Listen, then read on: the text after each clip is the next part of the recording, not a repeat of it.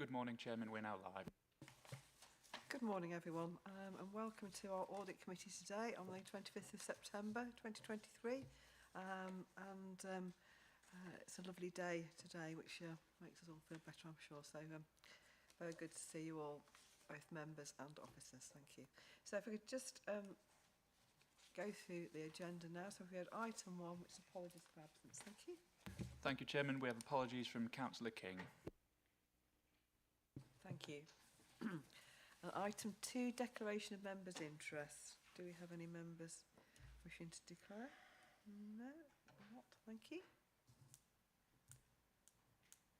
Okay. Item 3, we have the minutes of our previous audit committee on the 19th of June, and these are the supplementary minutes. So could I have those approved, please? Thank you. All those in favour? Thank you. Thank you. That's carried. Thank you. And then we come to item 4, and we very kindly today, Glenn Garrett, who's the Executive Director of Adult Social Care and Community Wellbeing, has come to give us an update on market supply issues, which we've touched on before at the Audit Committee, and we requested, we asked Glenn if he could attend today to give us some updates and look to the current position and the assurances we would like to receive regarding that, and also sort of looking towards the future. So thank you, Glenn. Thank you.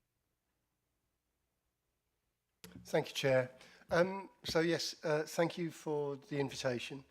I think it's important for members to note that the adult social care market in Lincolnshire, as with most other council areas, regularly and probably will always be a risk within the council's overall risk envelope. And that's largely because social care markets are diverse by their nature, unlike the NHS. They are also victims of wider economic circumstance. Most in Lincolnshire are of a commercial nature, and given the geography of Lincolnshire and the population changes, these represent a number of factors which will always mean that some parts of the market are challenged more than others. I think it's also helpful for the committee to understand the market in general, which largely falls into a small number of categories, serving either working age adults with profound disabilities or older people. And these are day services, residential services and support at home. In working age adults, support at home is called community supported living. In the residential market, this subdivides into 3 areas for older people, high dependency, residential and nursing. But for working age adults is much more bespoke around mental health, learning disabilities and or autism. We also commission services, of course, out of county that sits within other systems. In recent months, a number of factors have influenced the market. I have to say at the moment, the home care market, which is typically the one that keeps me awake at nights, is much more stable than it's been for some time. That is what one might expect in a good year at this time of year in the run-up to winter pressures. We have a home care market that's relatively stable at present, where supply is not a major challenge and where workforce turnaround is good. Of course, this is a relative concept. There's no absolutes in social care markets. Older people residential markets are also stable. There's a level of oversupply, and typically across the county there is an adequacy of provision.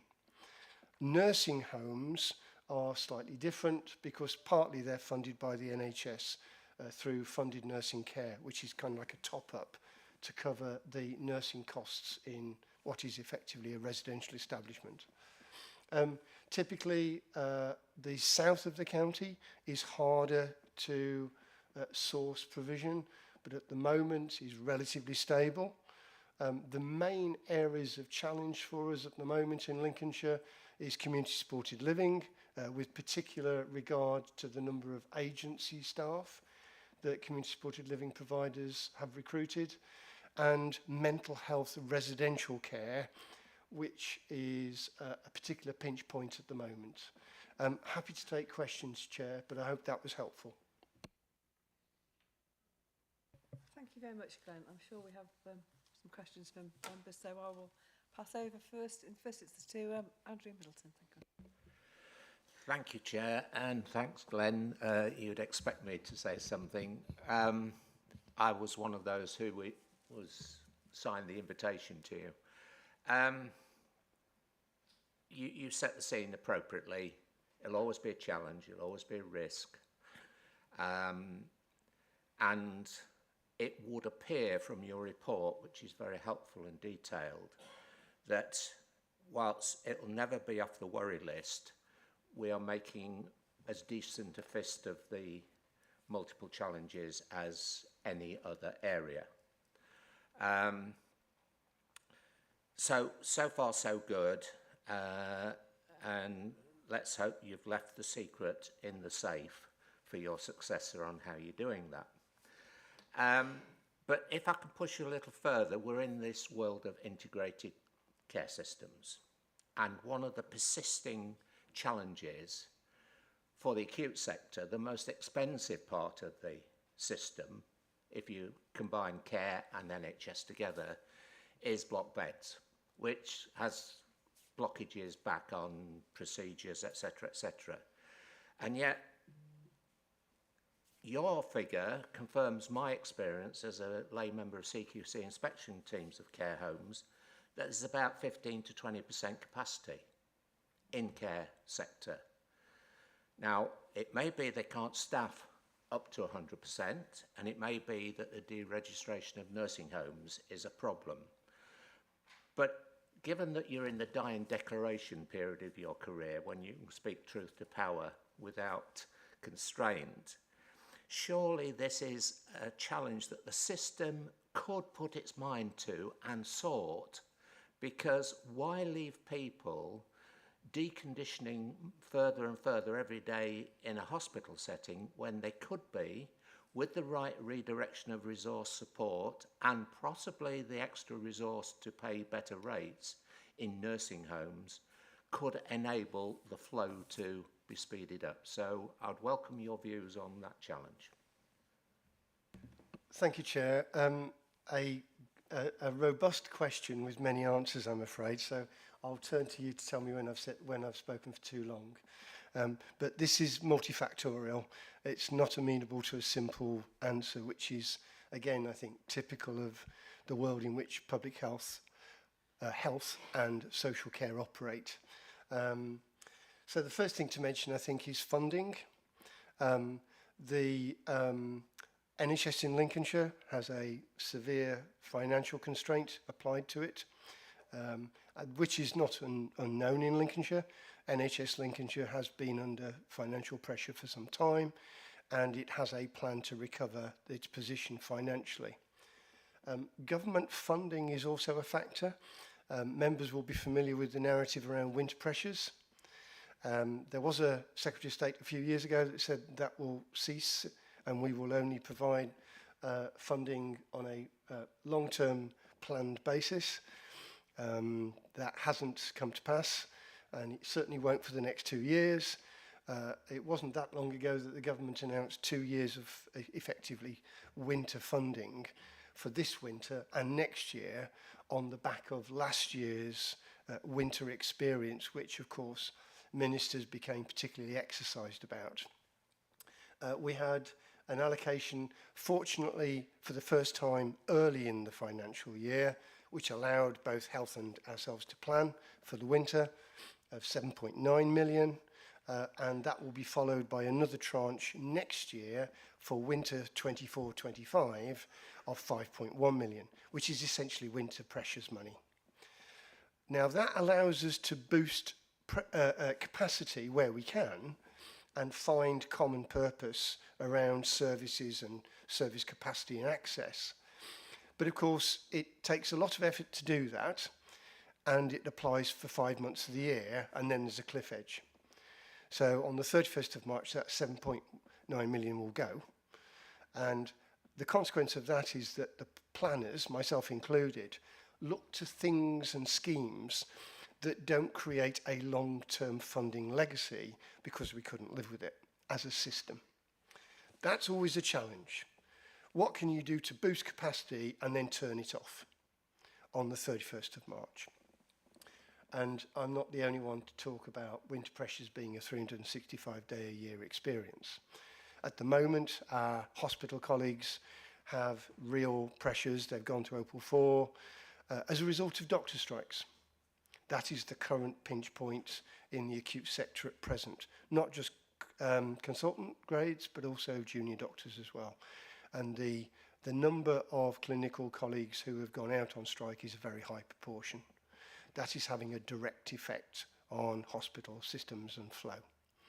I'm pleased to say that in terms of adult social care discharges, that isn't at present a major issue at all. The pressure lies elsewhere. Then we come to structures. What we have in Lincolnshire is integrated discharge teams. We have agreed a level of investment that is learning from experience. So if we take the acute, active discharge beds, which touches on Andrew's point, during the summer months, these active recovery beds from independent residential homes total 40. We've got funding to grow that up to 60 during the winter if needed, and more would be available, again, if needed. But there's absolutely no point commissioning residential beds to facilitate hospital discharge because most people, history tells us, and current surveys tell us, want to go home. It's the chief executive in the hospital who says there are enough beds in Lincolnshire. The problem is we don't always get to use people's own beds at home often enough. So it's not about oversupplying the residential markets, it's about enough people to work to support people at home, wherever they may be, in a place like Lincolnshire. And that turns us then to the domiciliary market and our ability to support people at home. One of the things that NHS Lincolnshire has been pursuing in recent months are virtual wards that build up from community, clinical, nursing and GP support. And then we turn to another structural problem, which is that in Lincolnshire as elsewhere, there aren't enough primary care colleagues in either nursing or in GP world to support the people or that need support at home, given the complications of their lives. We no longer have people with 3 or more long-term limiting illnesses. They typically have 5. If you sit with the lead consultant at the A&E department up at County Hospital, he will tell you that he now struggles to discharge people to another ward because people come in with condition A.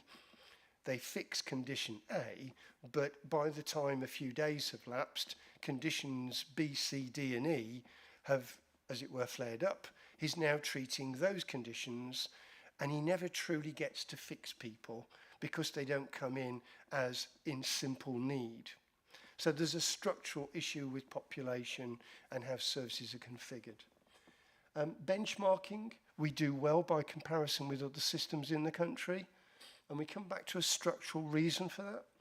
We have the Lincolnshire Care Association. So all our different social care providers have a single voice, a strategic voice around the table with NHS chief executives and myself. Indeed, they've been invited to attend Health and Wellbeing Board for the first time tomorrow.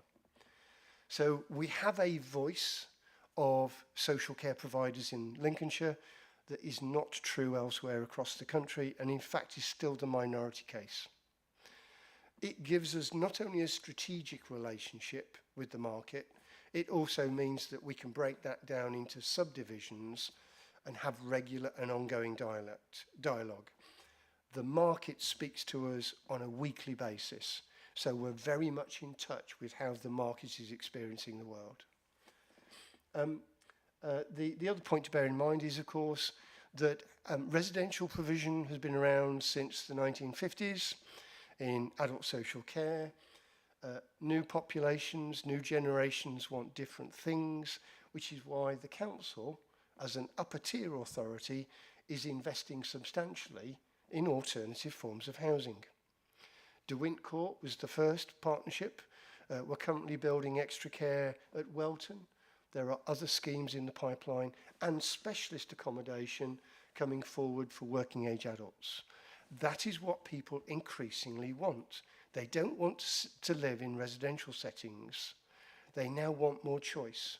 And Lincolnshire, in historical terms, has both poor housing stock and inadequate provision of alternatives for people who can't run up and down stairs easily.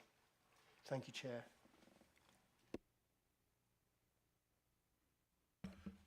Thank you, Chairman.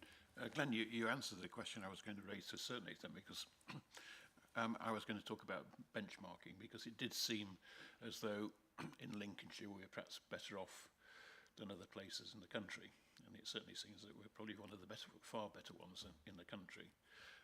So I won't mention that.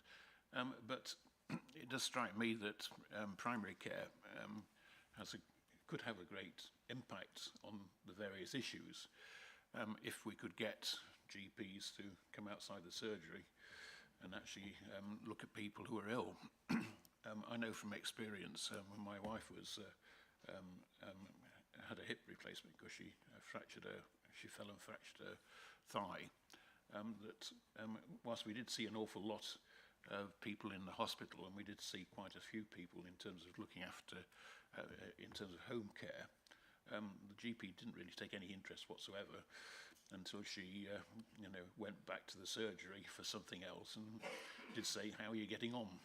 And it does seem quite wrong that there ought to be some interest. I think when patients are returned from hospital, in terms of looking after them and making sure that the issue is resolving itself, and indeed other issues aren't occurring that will make an impact on resources and demands.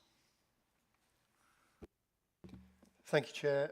Several things to add to that, and thank you for the question. And I ought to declare a conflict of interest. I have a personal interest in the NHS and how GPs are coping with the pressures. My wife is a GP, so I'll declare that now. There is, I think, useful information to this committee that is reported annually by the Care Quality Commission in their State of Care report, which talks not just about adult social care, but also GP surgeries, hospitals, mental health hospitals, and so forth.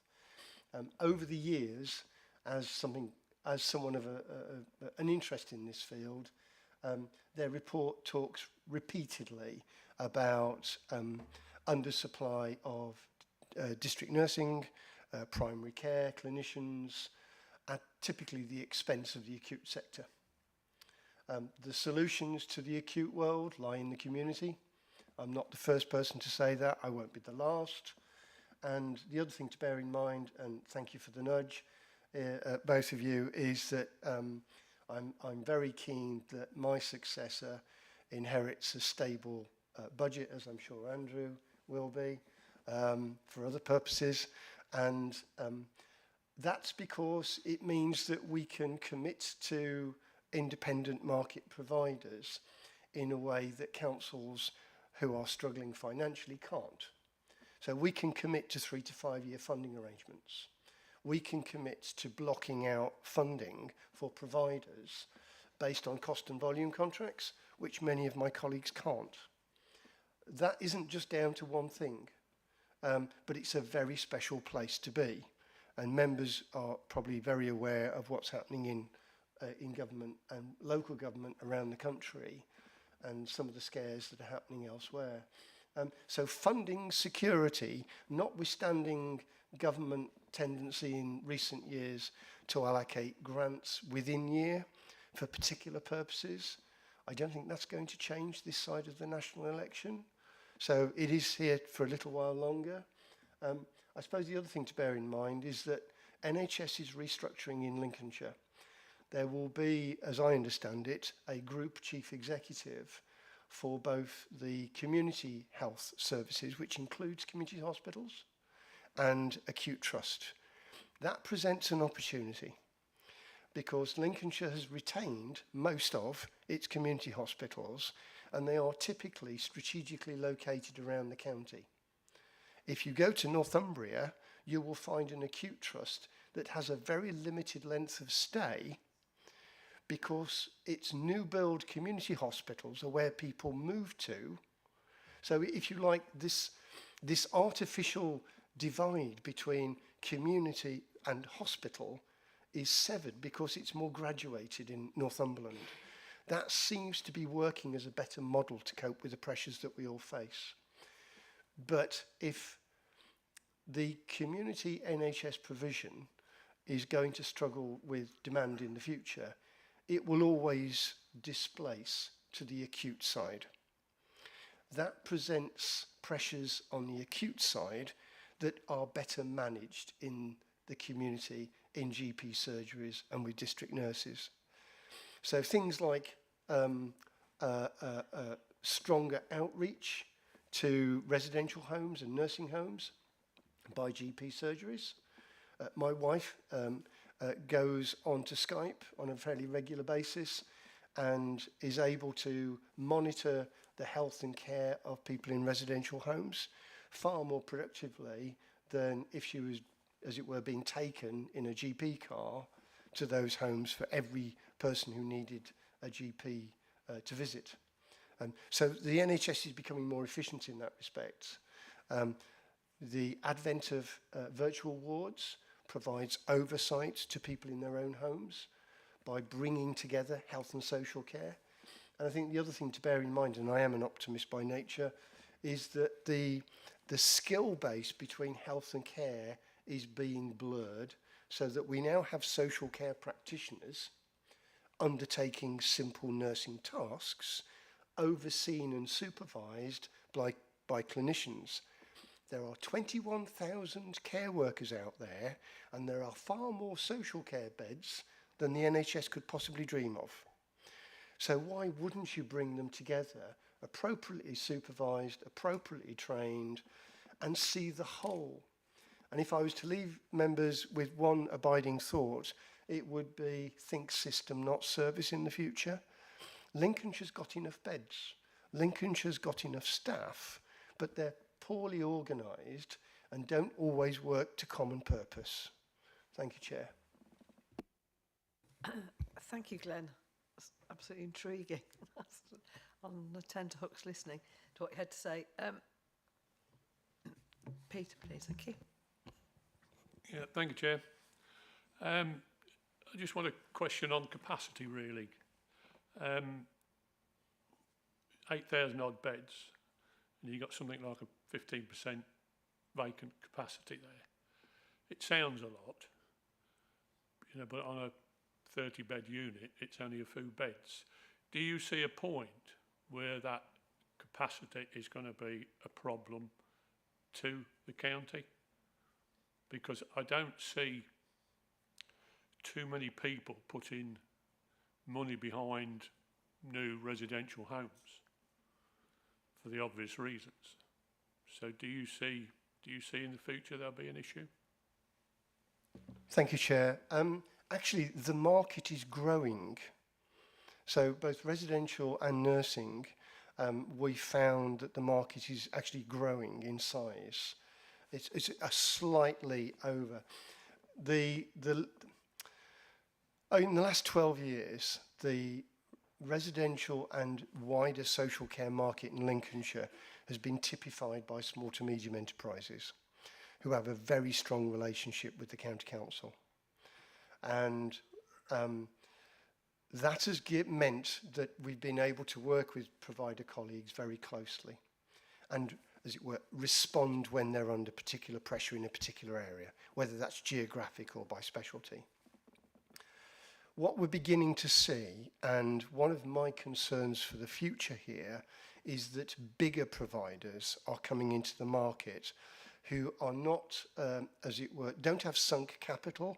So it's like an old house that they've converted, they've paid off the mortgage, so they're not worried about capital return, they're interested in revenue return. That makes it very different. If you're an international market commodity provider, then your relationship with Lincolnshire will be distanced. The quality of that relationship is less good, and they are more focused on the money. That will shift how the market and Lincolnshire County Council work together, and that may present challenges in the future. So the market is reshaping very slowly, but it's quite noticeable over the last couple of years. Looking ahead 3 to 5 years, the market won't be SMEs in the majority. I think it'll be bigger providers. Having said that, members need also to remember that social care market is divided between private and public. And in the residential setting, not so highly demarcated as it is in the domiciliary care market. So in domiciliary care, there are private providers who won't touch publicly funded social care. In residential, you will find the same residential unit providing a balance between private and publicly funded recipients of social care. So the market itself is becoming bigger. So 40, 50 bedded units are not uncommon. 1 or 2 vacancies in a market with over 260 providers can quickly turn to a 15% supply. Bearing in mind that that supply is needed where we boost capacity in the winter. So, for example, in November, we will start to commission an extra 20 beds for active recovery as a result of a joint agreement with our NHS colleagues. So that extra capacity provides a buffer zone when we need to boost capacity. So providers know that.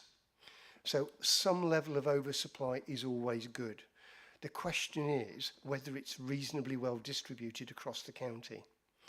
Most people, if they are going to go to residential settings, want it within a few miles of their family home. If you're travelling to the other end of Lincolnshire, well, that's almost like a regional trip in other parts of the country. So for us, one of our key tests of virtue, unlike Derby City or Nottingham City or Leicester City, is reasonable distribution of service. And that's a real key test of virtue for us, which is why we don't just look at the type of provision, we also look at its location and whether we've got a reasonable spread across the county.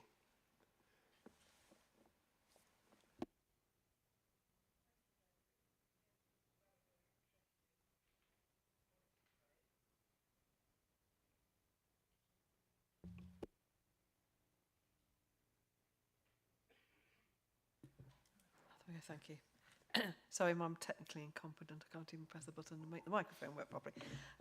Typical of me. Thank you once again, Glenn.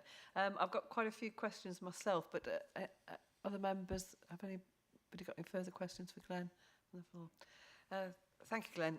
It's very intriguing, and as Mark has indicated before, I'm sure this is an issue close to many members' hearts in view of the age of the sat in the room here. And it certainly is to me, although both of my parents are now deceased, but my mother died last year and I went through all of this, so I know particularly what you're saying. But a number of concerns I have is also looking forward to the future, is there's not a happy outcome when lots of very large firms see the demise of small and medium-sized ones in terms of quality and control, and also the service they provide. We talk about human beings here who need some humanity shown to them, not to treat it as some sort of number. So I think that's one concern. So it's not just the financial aspects of it, it's actually the care as well, and how we can mitigate the worst excesses of too few large providers who then will dictate where they want to be, and it won't be in those cottage hospital areas. Coming back to the community hospitals, the old cottage style hospitals, or the community hospitals like John Coupland and the Grantham Hospital and what have you, and that makes an awful lot of difference. People don't have to travel huge distances, And if it's, and again, stopping people getting several long-term acute conditions, that really helps. You can start to nip things in the bud. And the last thing I was intrigued that you said was about the quality of housing that we have in terms of providing for the elderly. And you did allude to Welton, where Lace Homes have, this has been a concerted effort with West Lindsey over a number of years to build homes that people could actually, if you like, age into. So particularly, we have quite a lot of people who come to Lincolnshire as retirees, and they come in quite good health, and that deteriorates. You know, year 1 may be fine, year 10 may not be, and then that puts an increased pressure on us. And it's far better to let people stay in their own homes and to have some sort of you know, consciousness of where bathrooms and services are, etc. So that is all to the good. But to say, I think the issues regarding the elderly are certainly not going to get any better. In fact, they're probably going to get worse and worse. Don't look forward to becoming my mum's age at 90, although my family looked after her, she didn't go anywhere. But the strains on families, if they do that themselves and assist the public sector or the providers to provide that, are huge. And are we putting any focus in the long term on actually assisting families to look after their own elderly? Again, a problem with people moving away from loved ones, but I think at the end of the day, that's also an arm. Do we ought to consider that? Golly, thank you, Chair. Several bits there, but I think you're illustrating just how complex our worlds are, and there's no single organisation that has ultimate oversight of that. There are multiple players in this particular space, whether it's local government, the national regulator, CQC, the NHS, and of course people themselves. So, in terms of carers, for a number of years now, the council has prioritised support to carers. On a benchmarking basis, we do very well by comparison to other councils. That's not to say we couldn't do more. And we have a very good strategic relationship with Carers First, who are nationally recognised as a market leader in supporting carers. If I give you just one metric that we compare, if you go to Derbyshire, which is a county council similar size to Lincolnshire, they have a similar number of carers in their population, family and friends, looking after loved ones, of about 80,000 carers. That's based on population demographics and estimates. The number of carers they are involved with is about 5,000. We are involved with about 10,000. So our penetration rates, which isn't a government metric, is double that of Derbyshire. It doesn't mean we're doing lots and lots, but it does mean that we're there, we're providing information and advice, direct payments so that they can buy, as it were, relief for themselves, or indeed go to carers groups and get self-help. Because one of the priorities that we've been pushing for, well, a long time, is that ability to build resilience. And how do you do that isn't just down to one thing, it's down to a multiple. So in terms of carers, that will continue to be a priority. The other thing to bear in mind is that, and I do share your concerns about how the market is shaping, Lincolnshire is the 4th most dispersed community in the country. Building one something or other in the middle of Lincolnshire doesn't work. And it certainly wouldn't work when the weather gets bad and you can't get to anywhere. And the consequence of that is you have to have a distributed system. It's also been a limiting factor here because we could have invested in a centre of excellence. But as soon as we did that, we'd have put it somewhere and disenfranchised the largest part of the council and its population. So by its nature, small, and you described it as cottage hospitals or smaller units, works better here because we're more likely to be able to provide something that's local, accessible, and more intimate. Not just in the physical space, but we know from research that most people who work in residential homes and who work in domiciliary support tend to come from local communities. Now, that's terribly an important thing to bear in mind when you're trying to support the market in Lincolnshire. It's not the same as Derby or Leicester or Nottingham.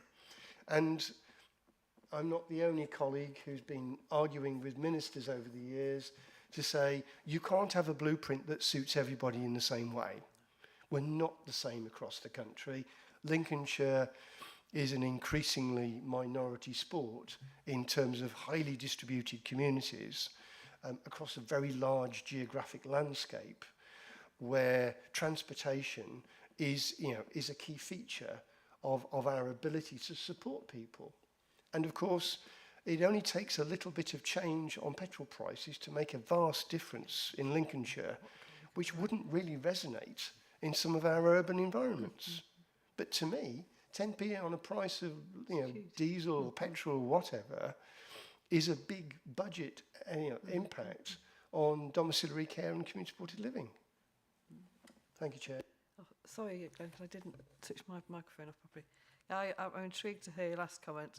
Unlike one of the news presenters nationally recently who said that poor people don't drive cars. I don't know quite how condescending you could be to actually say that or believe it, but there we go.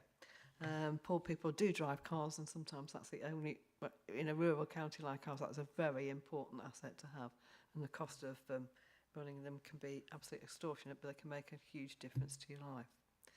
So yeah, some huge issues there, Glenn, and the great thing to draw from this, I'm sure all members are assured by that, is because Lincolnshire County Councillors, and I'm looking to my finance colleagues here, it's proper financial control, which a lot of other authorities clearly haven't had.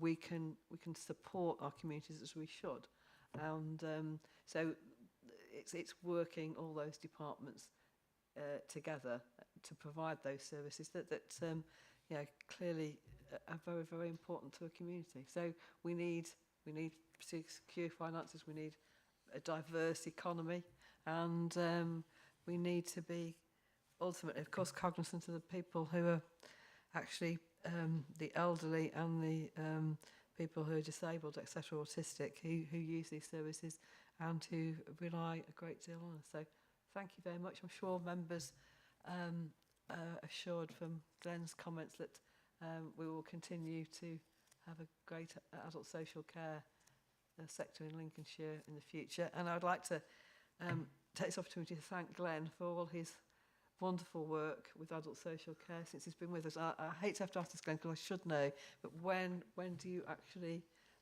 retire? Thank you, Chair. So some months ago, the Chief Executive and I thought we'd pulled together a cunning plan, which is that my successor will start at the beginning of November, Martin Samuels, who's a highly experienced director in Leicester City, and Martin is a twin hatter, so he has other responsibilities which gives him a breadth of understanding which is terribly helpful. So Martin starts at the end of November, at the beginning of November. I actually don't retire until the end of April, but I'll be doing other things but behind the scenes, which I must admit I quite enjoy. Thank you very much, Chair.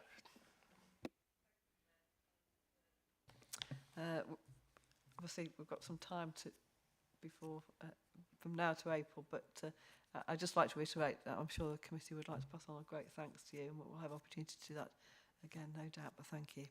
Thank you. Okay, so thank you to Glenn for that debate and the assurances of providers there too, so thank you once again. So if we can now move on, and this is item 5, which is an update on the Statement of Accounts and External Audit of Lincolnshire County Council's pension fund and the County Council accounts. Thank you, Michelle. Thank you very much. So we have 2 papers on this morning's agenda relating to the accounts, and I have Mark and Jenny from the LCC Mazars team joined in the chamber, and John Presley from the pensions team from Mazars on the call as well. The first paper is an update on the external audits accounts position of the 2021, 21-22 and 22-3 accounts. It's worth noting that the position of outstanding audits of accounts has been well reported and quite a topic of conversation.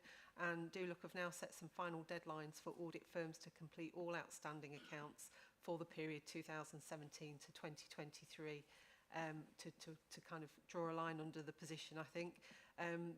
Hopefully these deadlines shouldn't affect us, and we're well ahead of those deadlines, and can provide an update to that effect this morning. In terms of the 2021 accounts, the audit opinion had already been issued for these and the annual report issued, but we were waiting for the audit certificate to be issued, which has now been done following the whole of government accounts work. In terms of the 21-22 accounts, your papers include an updated set of accounts which have been updated to address the two national issues that we've talked about at committee, and the changes in there reflect those two national issues primarily. We're in the process of getting these signed off, and once that's completed, the signed accounts will be published on the website, hopefully, I've just pin marked down, hopefully by the end of the week. So the papers include an updated LCC audit completion report for 21-22, including a VFM statement. They don't include an updated pension fund report because there hasn't been any changes to that for the 21-22 pension accounts since these were seen in committee in March. So if it's okay, Chair, I'll ask Mark to go through the update report from Mazars. Thank you. Thank you and good morning. The report that you have, our audit completion report, the fundamental bones of this was received back in March, and as Sue pointed out, there was just these two complex, lingering issues that were affecting all local authority accounts that needed to be washed through, one of which related to accounting for infrastructure assets, where, if members recall, the information and guidance didn't come out until January. And then the second was being caught up with something called the triennial pension review. Again, both are complicated. They involve lots of management judgment and estimate. A huge amount of work had to go into doing all of those. Not unique to this council, and therefore something that had to be washed through. But we are in a place, as we said, I am slightly hesitant about saying it will be done, because I said that last time and then something came out of nowhere. But with a fair wind, we're hoping this week just to have everything knocked on the head. Fundamentally, the only substantial changes, and I think I would take you to page 40 of your pack, if you're on a pack which sets out the significant findings on the defined benefit liability valuation. The numbers in the pension fund quite often change as a result of the complexities around actuarial valuations. That information, I think, has probably been through 2 or 3 iterations from the actuary, but ultimately we're now in a place where we're satisfied those are complete. They're complex because they hit so many parts of the financial statements, and as a result we need to obtain additional assurance from third parties. So getting all of those ducks lined up took a fair amount of time, but from my experience, I would say that the fact that we're here in September, I think puts Lincolnshire ahead of certainly all clients I work with. So that's a good place to be. The coordination that we have as a system has enabled us to get to that place. The adjustments, they do affect the valuation of the pension liability, but for assurance that doesn't affect people's contributions, what they're getting out of the pension fund. It's an accounting impact. Page 41 of the pack goes, and we've tried to be relatively straightforward with the accounting for infrastructure assets. The guidance didn't come out until January. It is incredibly complex. It is all about roads and the value of roads, which you can take your own assessment of, but it needs an accounting valuation, and therefore it has to come through. We went through quite a bit of work with the finance team, because we thought it was really appropriate, particularly as we were going to be going through a changeover process with new auditors, getting under the bare bones and see if we can get a solid conclusion on this of whether or not to take essentially statutory overrides and deviate in any way. We went through all of that work. Some adjustments have been made to the financial statements. Ultimately, they're broadly presentational, but they're complex. They took a long way to get there, but they are broadly presentational. The only other bit that's kind of come out, so we talk about internal controls, so we've looked at internal controls, nothing new has come out of that, nothing gives us concern around the internal control environment. There's an update in terms of our misstatements and adjustments to the financial statements, not hugely different from last time, none of which give us any cause for concern, none of which are illustrative of systemic issues that would lead us to raise recommendations that the council needs to address. Whilst they might be relatively large numbers, they don't give us any concerns whatsoever, and we're satisfied they don't prevent us from concluding on the audit. We do touch on the value for money work. That is all completed. Obviously, there's a contextual piece because it relates back to March 2022, and obviously we're in September 2023. For the purposes of this, I just want to talk about 2022. We've got the plan coming up, so if you want to think about where we are now, can you just, in terms of questions, I think it'd be better just to deal with this as a standalone. And that's it. We are right there and thereabouts. Thank you very much, Mark, for the update on the position. And obviously, as you said, on the asset valuations is highly technical, and once you adjust one figure, because many others need adjusting as well. I'll pass over to Andrew. Thank you. Thank you, Chair. Having been on audit committees for about 20 years, this is a fascinating and peculiar sort of dance routine, isn't it, that takes place between external auditors and the officers who prepare the draft accounts. And yeah, it's not ideal, but this is good compared to police and crime accounts, I tell you. Much better. But Michelle and Andrew, apart from the irritation of loose ends, does the absence of closed accounts, signed off accounts for previous years, impact negatively upon council decisions or council operations? For instance, roads was mentioned. Would clarity and confirmation on the roads valuation scenario, would it be a factor in deciding whether or not to put another bypass in Lincolnshire? I can honestly say that the valuation of our roads in our balance sheet has no impact whatsoever on any budget decisions that are made in this council chamber. I think just another thing to point out that whilst this is a frustrating position, we work really well with Mazars, and our team, yeah. So and it's just both Mazars and ourselves have been working really hard to get these finalised, and a lot of authorities, the 22-3 accounts haven't even started their work. So we're in a much better position.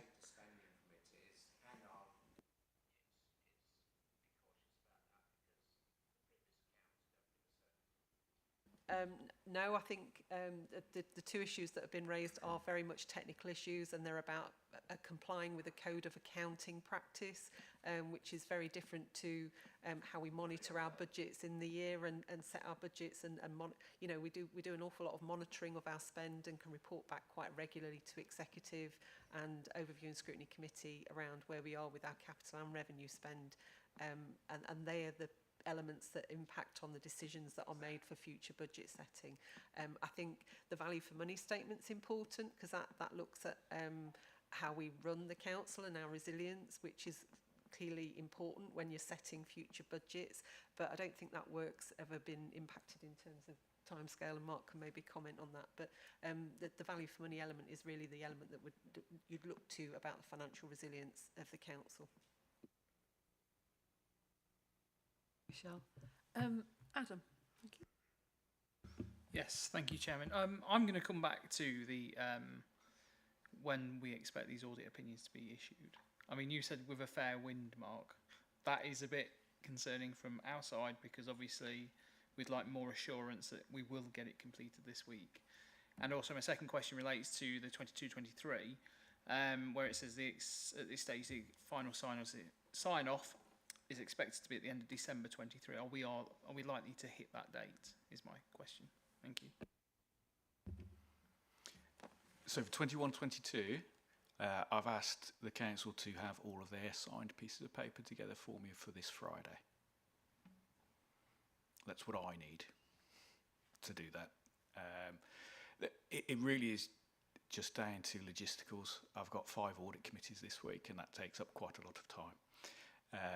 So it is only logistical factors around closing off and signing this set of accounts.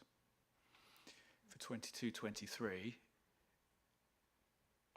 a spoiler alert for the next paper, but yes, is the short answer.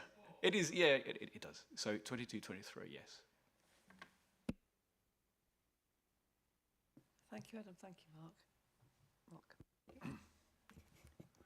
Thank you, Chairman.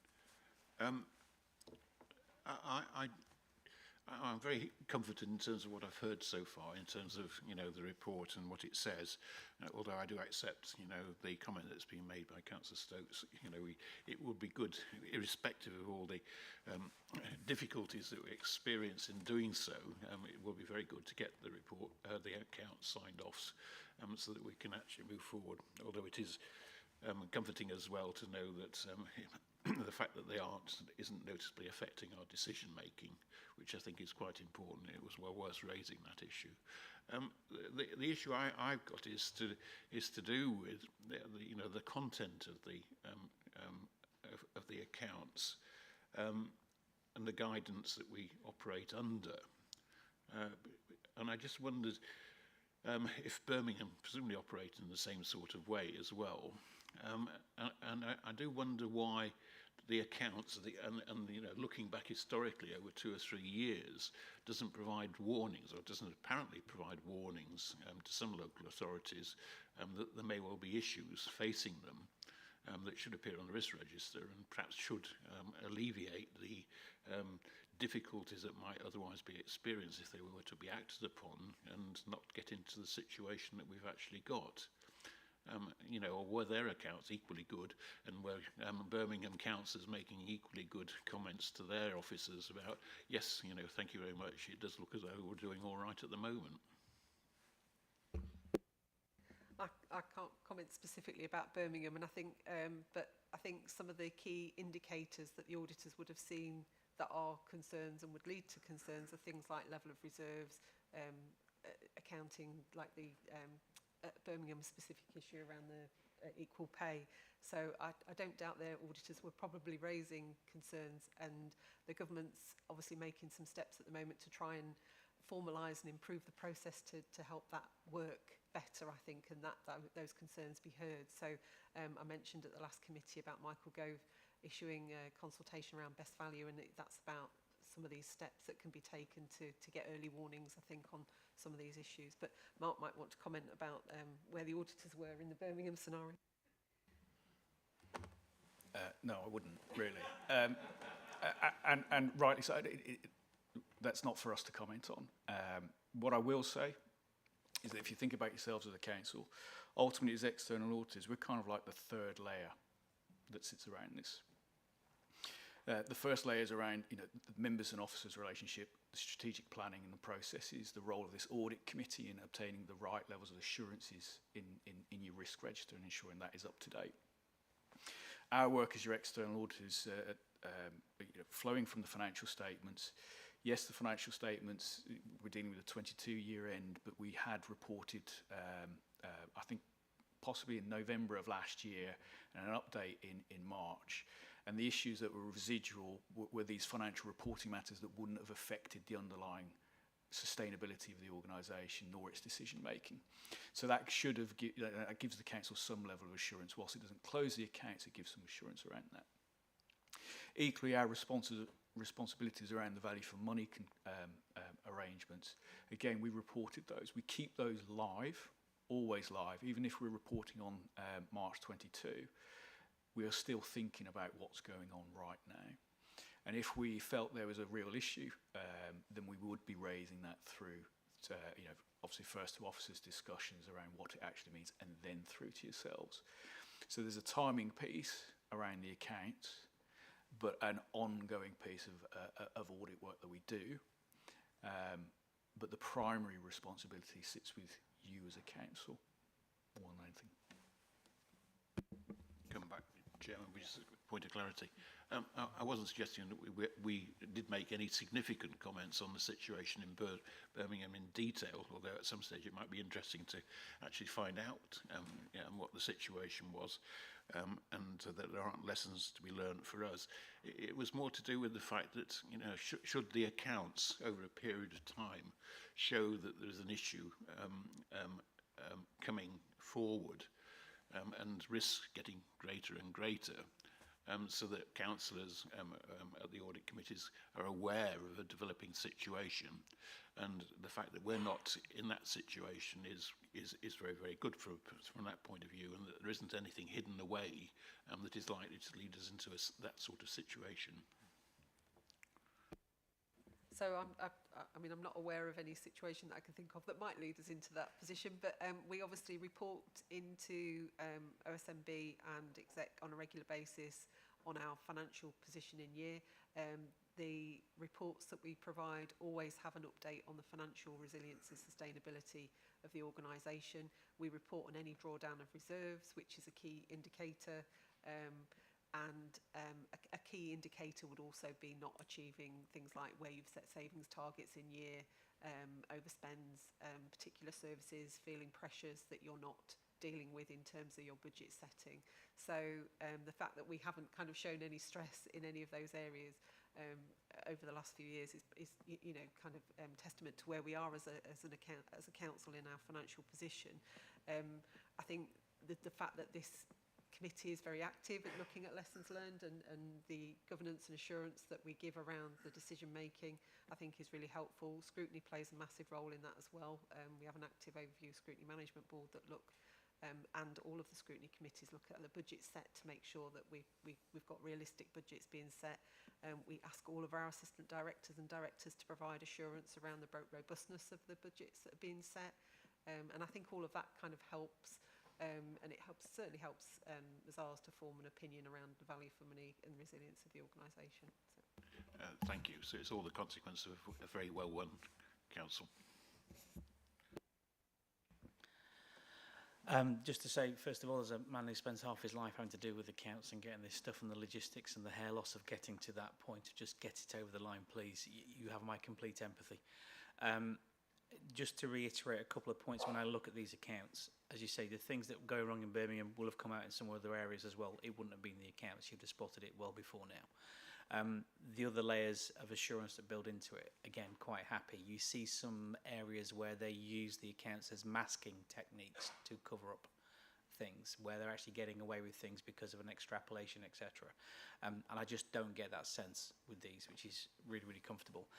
You have my infuriation of where things are keeping open accounts. The more likely it is things will pop up as a result, so just close them down as fast as we can. My request comes really from it's not about looking backward. I think we've done a great job to get to this point. It's just a suggestion. I was talking to Mark a bit earlier about this one. When we look on page, say, 53, with the summary of misstatements, I have a continual battle with my auditors about the definition of extrapolation. It's a joy. It's part of the dance that my colleague mentioned. Sometimes I find it quite useful in our accounts where we just say, actually, what was the actual misstatement to give context? So when you suddenly get an extrapolated error of £800,000, actually what you're talking about is a little bit more understanding what that represents over what sort of base and how big an error it was. I tested one item out of 5. I found it was out by £2.50, and that's an extrapolation of £3.5 million is a conversation I have a regular debate with. So really, just for me, it's just an option. If we have the flexibility about presentation, that might be helpful for next time, so council members understand a little bit more about how big a problem it is, especially when it's things like cut-off. Apart from that, I think we're doing fine. Michelle, thank you. So the discussion about extrapolation, dance is probably a polite way of putting it, and it is something we talk with the auditors quite a bit. We've just mentioned that we can probably put the core data in the covering report if it's more helpful that way, I think. I think, yes, that way if Mark and the team can't, then at least we've got that context so everybody can just get that position. Transparency is fine. It's not an issue. I don't see it an issue. Obviously, it'd be required to be adjusted if it was a problem. But I just see, especially if these are public papers and they're going out, people see some very big numbers and go, you've misstated by 5 million quid. You haven't.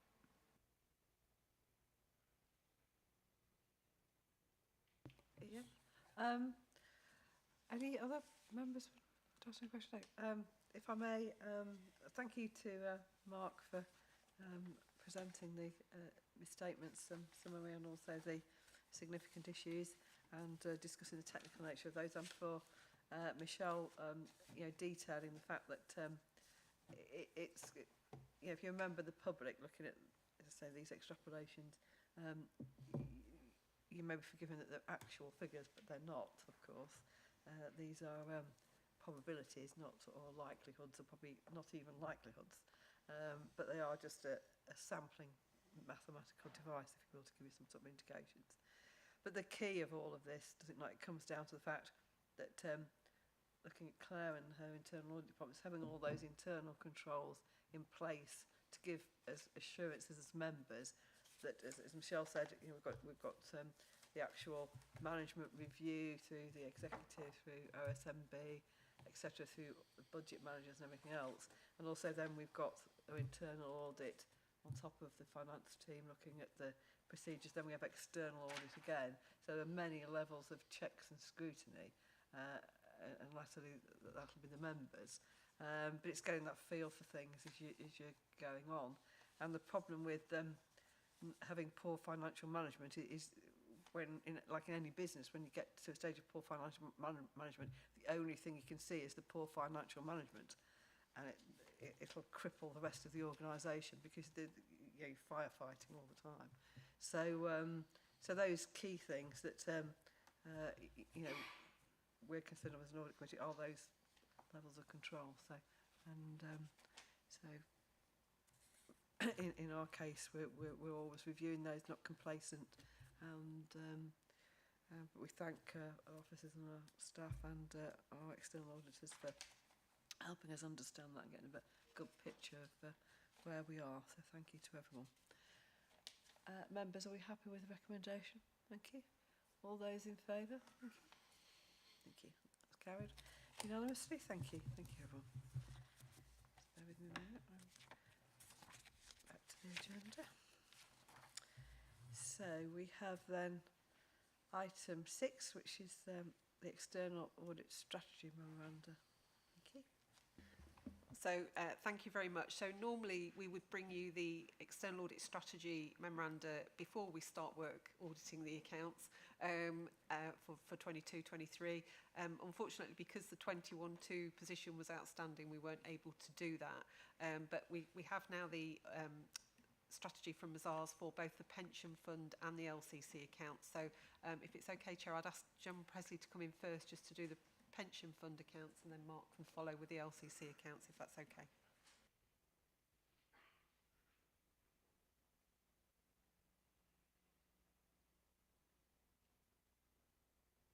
Thank you, John. Do you want to continue? I will indeed.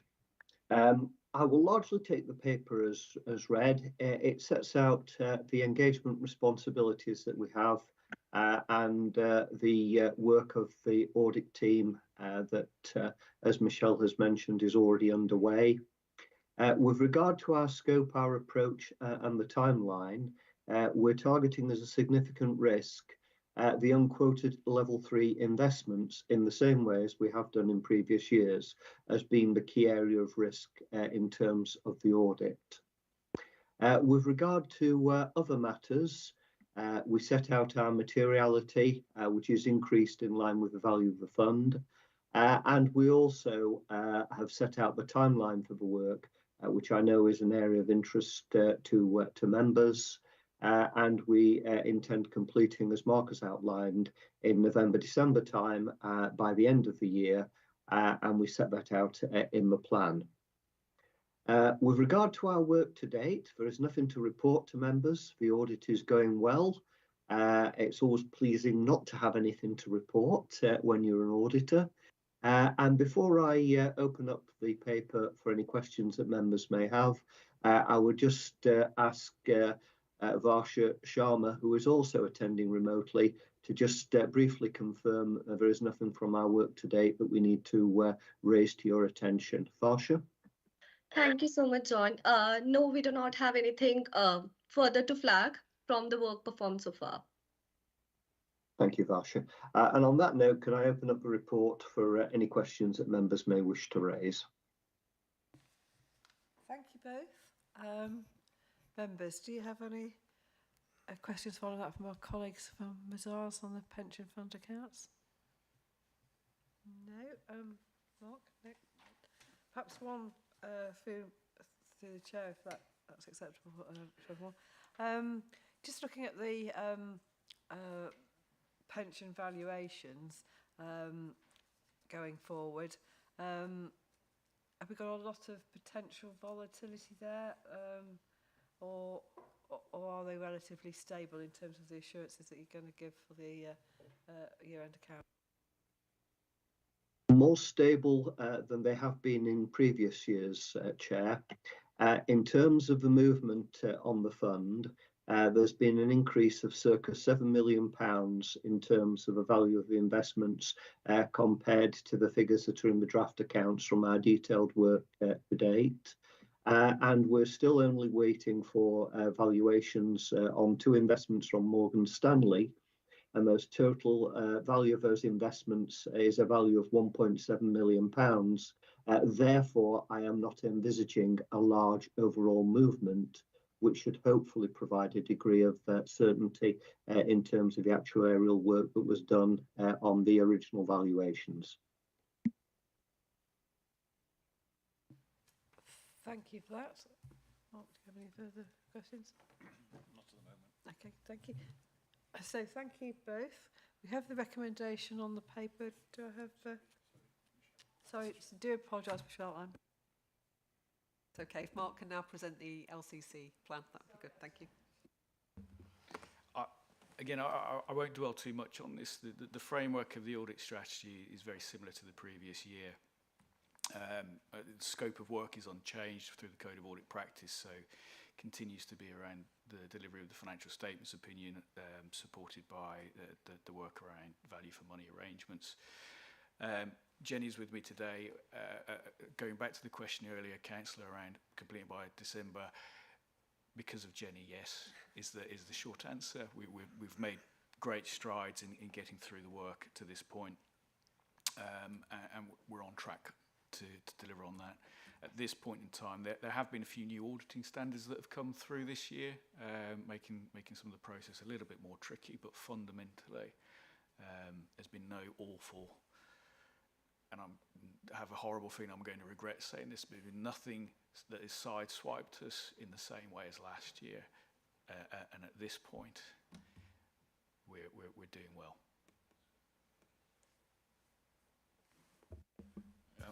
I will ask a question. We're meant to be scrutinising it after all. So, I mean, we know there's some technical issues that, you know, causes some difficulties in terms of the procedure. One question that we have asked in the past is the resources at Mazars to actually, you know, deliver the goods. And because there has been pressure in the auditing industry, if that's the right terminology, in terms of getting resources. Would you like to make a comment on that? So I would flow back from the fact that we're on track to have your audit finished by the end of this year, and that's a result of, you know, a lot of hard work that's gone into getting to this place, working positively and cooperatively with management to get there. There are wider challenges in the sector. Absolutely, and we are continuing to invest. We're invested in this sector. We took on 350 people last month into our programme, and of course working with the whole system to get the whole system back in balance. Our key focus for you as a council has been let's get a nice clean cut-off to hand over your audit in really good shape so that you are totally back on track for next year.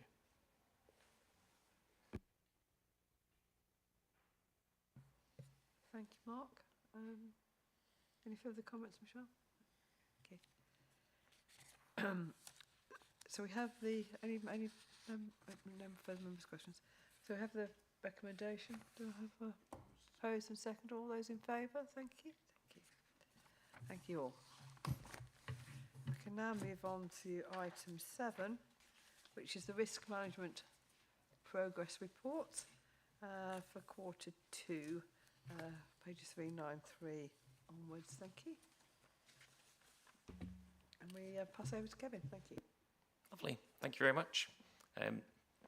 Hopefully you've all had a chance to read through the progress report, so I'll take that as read. As normal, we've completed the strategic risk register review across the council with our 13 strategic risks. There was an overall improvement with a change from 8 substantial assurance risks to 9 substantial assurance risks. That was the recruitment risk, which was changed to substantial on this round. A number of risks likelihood also lowered down from a probable to possible. These were budget, outstanding debt, and the transformation programme. The main change to this report and the main focus for us is the deep dive section, which is, as you've seen today with Glenn's report, was really beneficial to provide an oversight and a lot of insight into the risks and how they're being managed at the council. So I'd like to ask the committee to identify a topic for the next deep dive. Our recommendation is some of the limited assurance risks, one of which is obviously exempt. Then the IT infrastructure and strategic contracts are currently limited. Market supply is also limited, but Glenn's report covers that today. Thank you very much. Thank you, Kevin. Andrew, thank you. It's good to see the improvement in the recruitment and staffing situation. So I hope there's some lessons learned there that might prevail across the whole authority. Yeah, IT's got to be a prime candidate, hasn't it? If anybody can understand that, I applaud them. But you might help us to understand it a bit more, because it seems to have been a persistent limited assurance risk for this authority for years, and for other authorities I'm involved with equally so. Maybe it's near impossible to get certainty on IT, but the serious rationale for trying to get ahead of the curve on IT is because the blaggers are spending every moment of every day trying to work their way around firewalls and systems, etc. So if we can get ahead of them, good.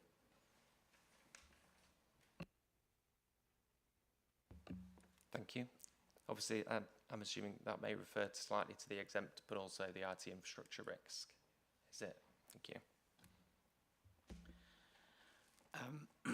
I think we're making a journey. When we look at the risks, for me, I'm looking at it in 2 different ways. One is about how we're approaching the risk, and number 2 is how we're reporting it.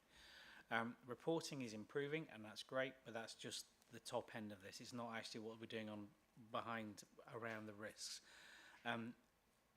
I agree the IT is helpful, and again, it's a very broad topic. So when we say a deep dive into IT, it's good luck, everybody, hold your breath, and off we go.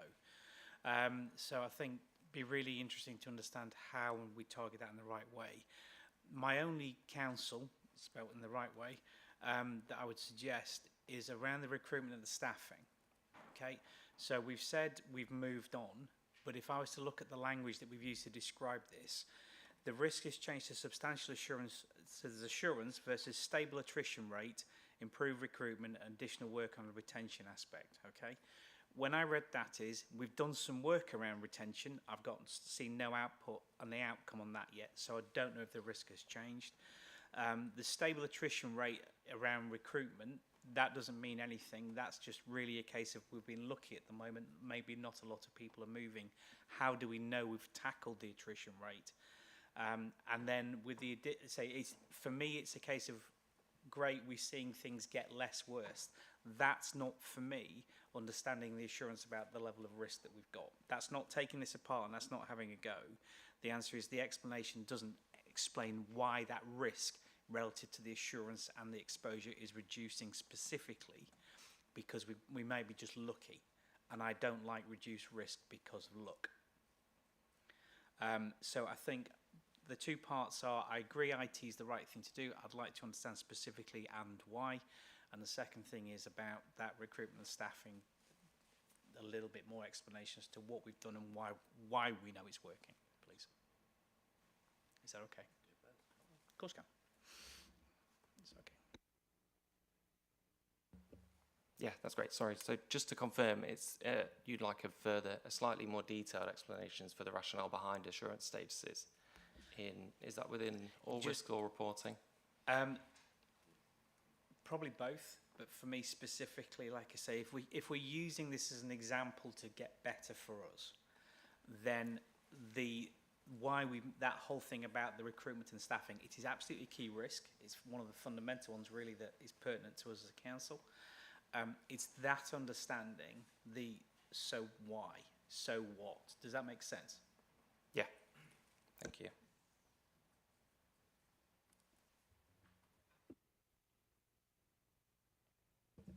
Since you've raised it, Mr. Holdenby, I can provide a further response to that, so the committee's not left wanting, I guess, in terms of knowing what that means. But we'll take on board the context questions, and we can flex future reports around that. So I think obviously on the recruitment and retention one, immediate post-COVID, there was all this talk about the Great Resignation, people being able to leave up sticks and what have you. And we did experience a period of time where we did have a spike in people wanting to leave, that attrition rate, if you will. We've also experienced in recent times issues around losing social workers in the local ecosystem, and it takes a council to start to experience negative Ofsted judgment not too far from here in the north of the greater Lincolnshire geography, where people start throwing money at the problem. That creates issues in itself. So we've had to respond to market forces. So where we talk in the update text around additional work on the retention aspect, we've put some targeted focus work around pay in some instances, so we can maintain competitiveness with local markets. We've put a lot of work into making ourselves that employer of choice. And I guess hark back to the most recent items where we've been talking about the financial position of the council. I've just recently gone through the process of recruiting 2 new assistant directors for upcoming retirees. And one of the things that comes out loud and clear is that people see this council as somewhere that's a good place to work as a result of that sound. We're not in crisis. Our big demand-led services are well run and not running hot.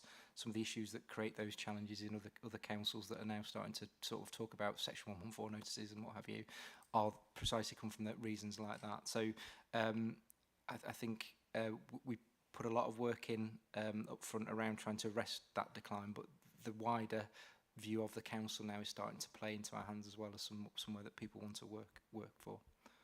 So hopefully that helps answer some of the gaps in the text.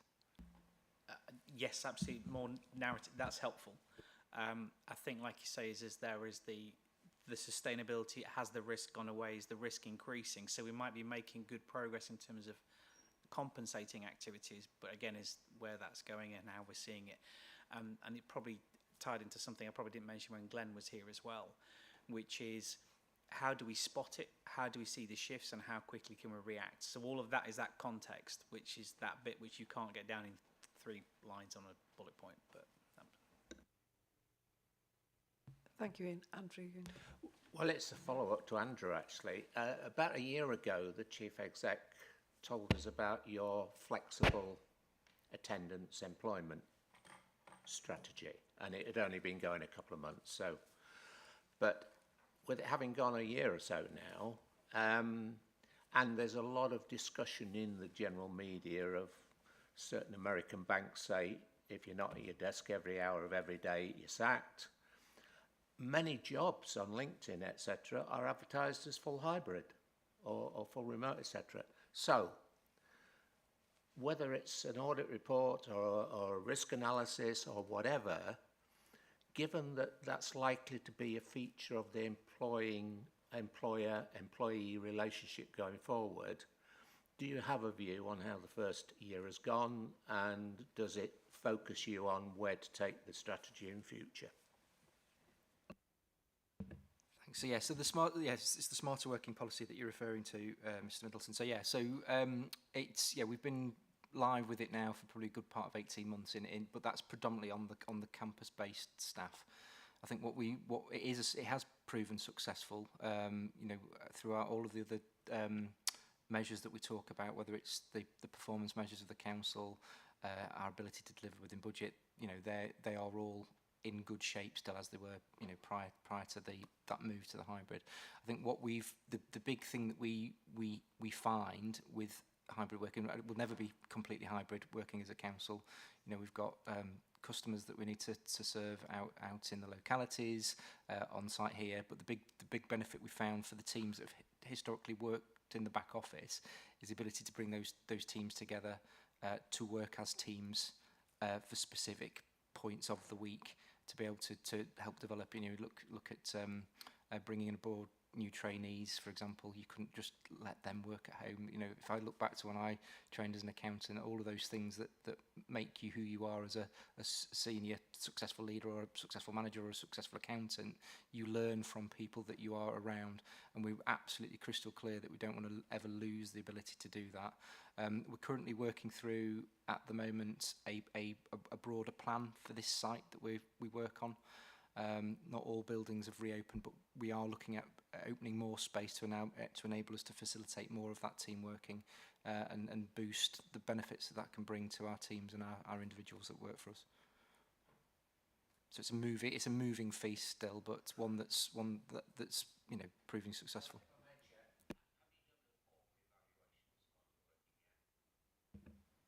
Not because of the fact is we've worked on a smaller footprint. It's something that we're keeping under review, but not a formal review that we could share. But and we can feed that into things like the combined assurance work and feedback more formally to the committee in time. All right. Yes, Andrew, that would be very helpful when we have a meeting in February to look at the combined assurance report and how that's actually playing out in terms of sort of looking at the work locations, etc., of the staff. And you make a very good point about trainees. You definitely need to be able to, if you like, have some more than just a limited interaction with people who are training you. It's absolutely vital, isn't it? So, looking at the other points that Kevin made, obviously we've looked at the market supply and we've got some assurances from Glenn. Obviously we'll be seeing Glenn again on the combined assurance in February. So we know the direction of travel there, and he said there is some volatility nationally. Lincolnshire is in a better place because of the nature of our providers and are looking to the future in terms of home provision and things like that. But obviously, that again is something we need to keep a keen eye on. So looking at the deep dive, obviously we've got here the strategic contracts, IT infrastructure, and the exempt item, which we will not refer to other than as the exempt item. That's okay with everybody. So looking at what we need to pick for a deep dive, Kevin, we're looking at a couple of things or three. What would be, you'd have a manageable work programme to know what we were going to actually look into? I think ideally just one risk for now at this point. As you say, we are back with combined assurance or combined risk report in Feb. So members, I'm looking for your comments on what deep dive topic you would wish to take forward. Thank you.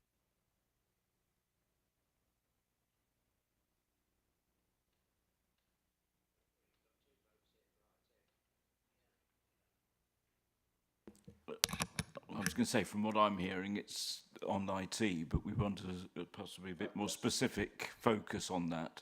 And I would certainly be agreeing with that proposal.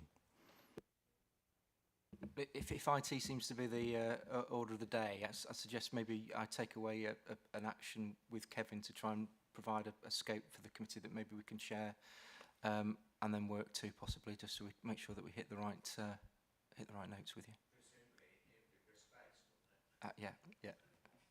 Yeah. Risk assessment of that in more detail. So so we're all settled on IT, everyone. Yes. Chair, could I just say on that, actually, I think just that, as well as the paper, that whole analysis of the process you went through, and as you say, the risk-based, and this is the context, that goes in as well, because that gives us another piece of assurance. And then you go, yeah, within that, that's the one we want to go for. That would be actually, I think, be really helpful for me as well, if somebody's not as involved on a day-to-day basis that sees that, be really helpful.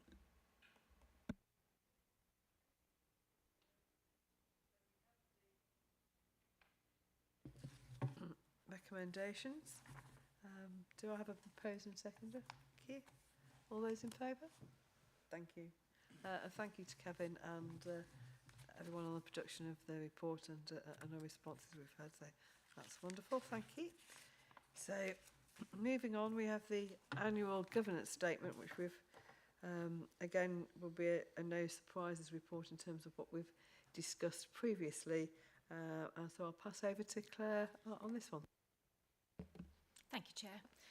So this is the final version of the annual governance statement. The paper that accompanies it identifies where any changes have taken place. There were very minimal changes. The changes focus around updated links and the latest performance information from Q4, which the draft version had for Q3. Hopefully, there's nothing else that you would want to ask, because most of it is the same, and hopefully this will be okay to be approved for publication, but happy to take any specific questions. Thank you, Claire. Andrew. Well, it's a very personal one for you, Claire. You're the fresh pair of eyes, and you've already given us a flavour of that when we're in the room up there.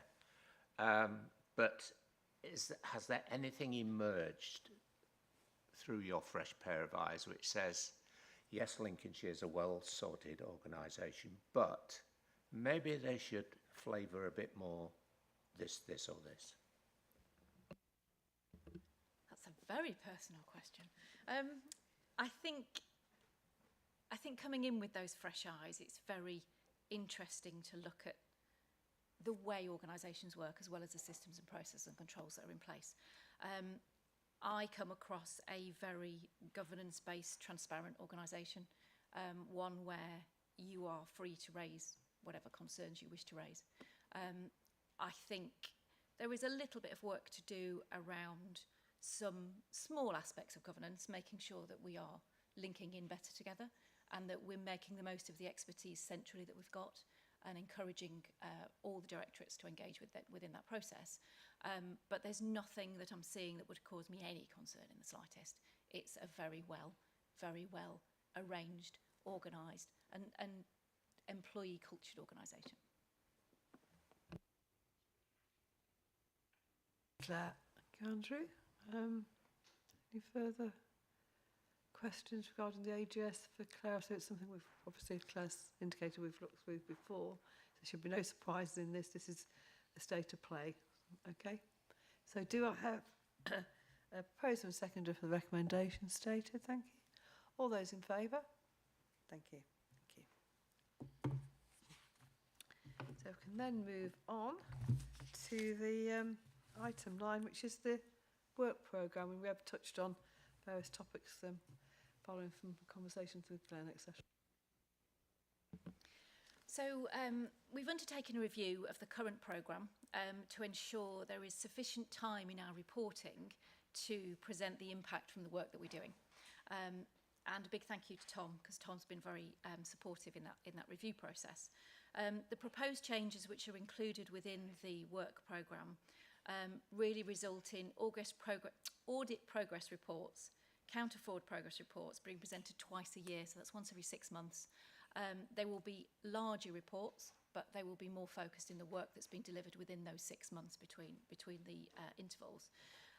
The risk work, because it's so fundamental to the assurance framework and the assurance work that we deliver collectively, the risk work will increase to 3 times a year, but also on top of that maintain the risk combined reporting that you've had in the February, which previously has been called combined assurance reporting, we're linking that very closely back to our risk management frameworks, processes and controls, and the reporting of that. So that will give risk a platform 4 times a year with the committee, but 3 times in the progress report format. There are some slight changes that have arisen from the financial work, and once that's all concluded, we'll do the normal, hopefully normal reporting format for the statutory accounts and build that into the work plan for 24-25. And fingers crossed, we'll have much more stability in what that looks like.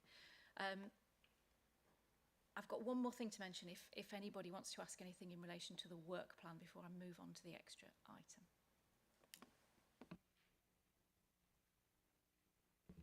Thank you. So within counter fraud, we have had an internal audit, an external internal audit of our systems, processes and the way that we work.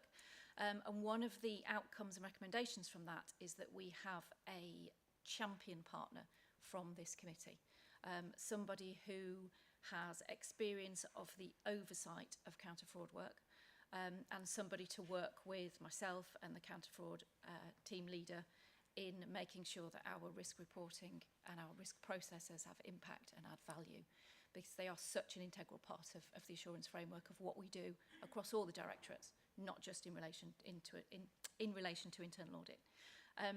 So I'm looking for a volunteer, please, from the committee in relation to that role. I'm working on a revised champion role descriptor, so it'll make very clear what the purpose of the role is, what any discussion lines and reporting lines will be. But before I finalise that, I would like to have a lovely volunteer to be able to work with us on that so that we can finalise that process. Thank you, Claire. Ian, thank you. I'm more than happy to. You're welcome. You're free. I've done this role in HMRC, I've done it at Department for Education, I've done it in these, so I'm sitting here kind of like, no, I think it'd be, for me as well, it'd be a great opportunity for me to work with Claire and the team just to get a little bit more close to it. My work is hopefully going to be changing, so I have a little bit more free time as well over the next couple of months, so I'm happy to step in and support the team if everybody's okay with it. Not slow down. You could give it a little less enthusiasm, but it'd be great. I would really value that, Ian. Thank you very much. We very much value that, Ian, and thank you for offering to undertake the role. I'm sure we're all very pleased that you've undertaken that, so thank you very much. Okay. Okay, so we have any further points, Claire? Okay. So we have the work programme before us and recommendations. I've had those proposed and seconded, please, and all those in favour. Thank you. So I think we've had rather a speedy meeting today in view of, I was going to say Glenn's attendance. That's an awful thing to say. And it was very intrigued by what Glenn had to say, because it was really, really informative and highly important, of course. So we've concluded our meeting, members and officers, and we'll be meeting again in November, Thomas, won't we? 13th, I believe. Okay. So I wish you all a productive and happy day. Thank you.